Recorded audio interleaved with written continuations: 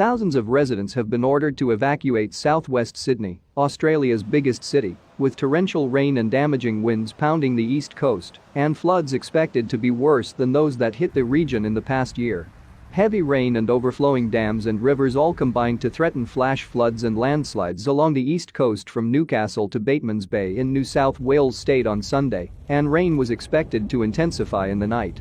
More than 200 millimeters (8 inches) of rain have fallen over many areas, with some hit by as much as 350 millimeters (13.8 inches), the Bureau of Meteorology said, warning of flood risks along the Nepean and Hawkesbury rivers. The volume of rainfall is almost half of Sydney's annual average.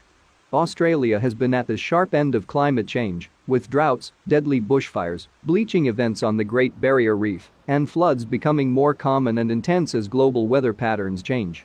Camden in southwest Sydney was underwater, and the Weather Bureau predicted water levels in the areas of North Richmond and Windsor northwest of Sydney would peak at higher levels than in the past three major flood events since March 2021. Emergency services said they conducted more than 100 flood rescues and responded to more than 3,000 requests for assistance in the past 24 hours. Evacuation centres have opened in several areas in western Sydney. The heavy rains caused Sydney's main dam to spill over early on Sunday morning, water authorities said, adding that modelling showed the spill would be comparable to a major spill in March 2021 at the Warragamba Dam. The Australian government has provided the state with 100 troops and 2 helicopters to aid with any rescues, Defence Minister